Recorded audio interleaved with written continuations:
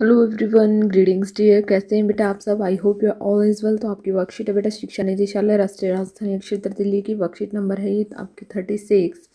ये बेटा आपकी 8th क्लास की बेटा 8th क्लास की हिंदी व्याकरण से आपकी जो है 7वीं वर्कशीट है बेटा। आजकल जो आपकी वर्कशीट चल रही है वो हिंदी व्याकरण से चल रही है।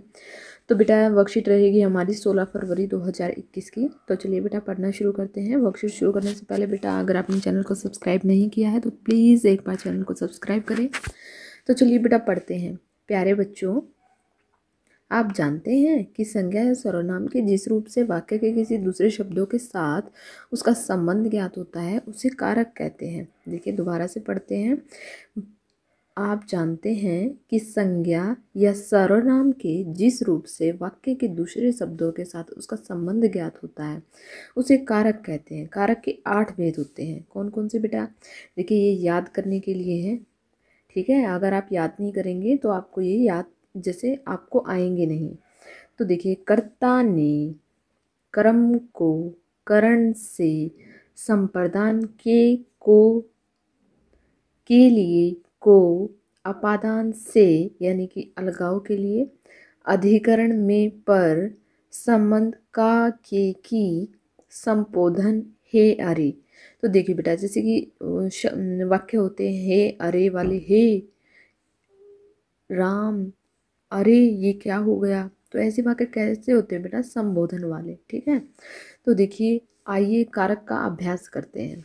सबसे पहले क्या है बेटा कि जो है श्याम, निम्नलिखित वाक्यों में रेखांकित शब्द में कौन सा कारक है? तो यहाँ पर जो है वाक्य दिए गए बेटा, इनमें जो अंडरलाइन किया हुआ जैसे कि श्याम की पत्नी मेरी बहन है, तो ये कौन सा कारक है हमें ये बताना है बेटा, ठीक है।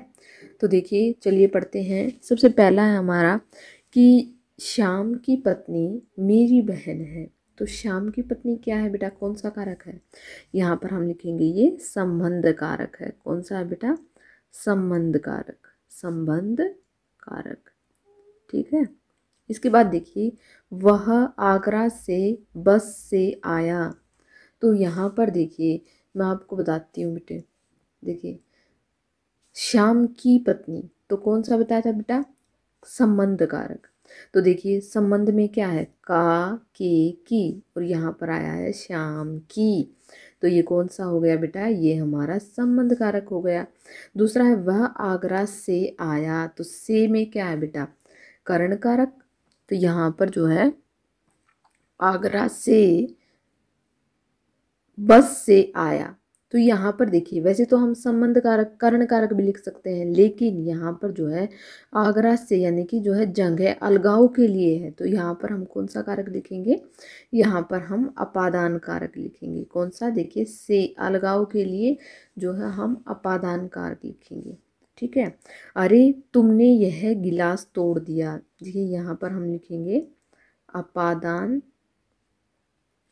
अपादान कारक। ये कौन सा हो गया बेटा? ये हो गया हमारा संबंध, संबंध कारक, ठीक है। अरे तुमने यह गिलास तोड़ दिया। तो अरे किस में है बेटा? संबोधन में। तो यहाँ पर हम क्या लिखेंगे? ये कौन सा है बेटा? संबोधन कारक, संबोधन, संबोधन कारक, ठीक है। सीता ने सुंदर गीत गाया। तो ने कहाँ आता है बेटा? कर्ता ने। तो ये कौन सा कारक है बेटा? ये कर्ता कारक है। कौन सा है? कर्ता कारक। बहुत ही आसान है बेटा, एक बार समझने की जरूरत है। आगे देखिए, आगे है बेटा जो है पेड़ से फल गिरते हैं। तो ये भी क्या है? बिछुड़ना है, अलगाव है। तो जो है पेड़ से, तो इसमें कौन सा हुआ बेटा? अपादान, क्योंकि पेड़ से फल अलग हुए हैं ना। तो यहाँ पर हम लिखेंगे अपादान कारक, ठीक है। उदाहरण जैसे कि दिखाया गया है बेटा, श्याम की पत्नी, पत्नी में की शब्द जो है वो संबंध कारक है, ठीक है।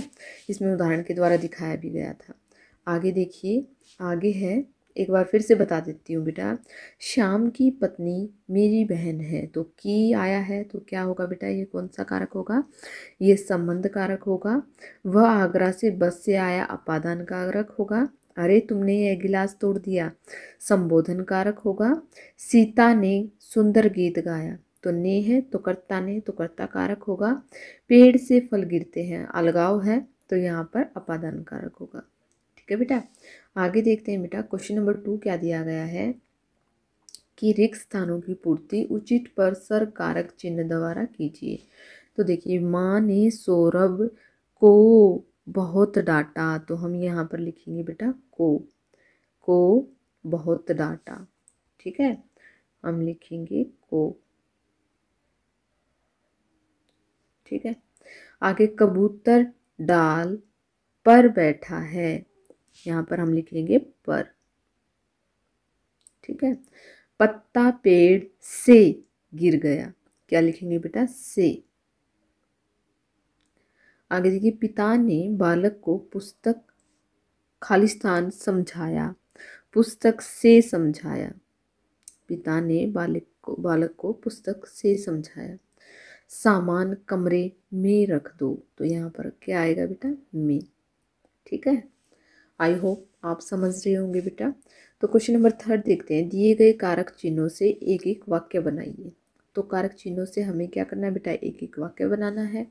तो चलिए बनाते हैं। कौन कौन से जो है कारक चिन्ह दिए गए हैं, के लिए, की, के द्वारा, को, से और का।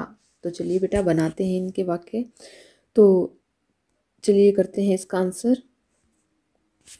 देखिए, यहाँ पर सबसे पहले क्या था बेटा, के लिए, तो हम लिखेंगे भूखे के लिए रोटी लाओ। अगर आपके दिमाग में कोई और शब्द है बेटा, और कोई वाक्य है, तो आप वो भी यहाँ पर लिख सकते हैं, लेकिन उसमें के लिए जरूर आना चाहिए। आगे है बेटा की, हम यह भी लिख सकते हैं राम की पुस्तक श्याम ले गया। हम यह लिखेंगे यह महिमा की किताब है, तो इसमें क्या आ गया की द्वारा, डाकिया के द्वारा डाक आया, तो हम लिखेंगे डाकिया के द्वारा डाक आया। को में क्या लिखेंगे, बड़ों को सम्मान दो। ठीक है, अब है बेटा से, तो बालक गेंद से खेल रहे हैं।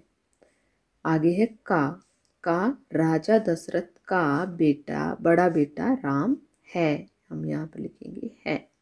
ठीक है, तो यहाँ पर होती है बेटा आपकी वर्कशीट कंप्लीट। आई होप आपको समझ में आ गई होगी। अगर आपको वीडियो अच्छी लगी तो please like share and subscribe करना ना भूलें। थैंक यू बेटा, थैंक्स।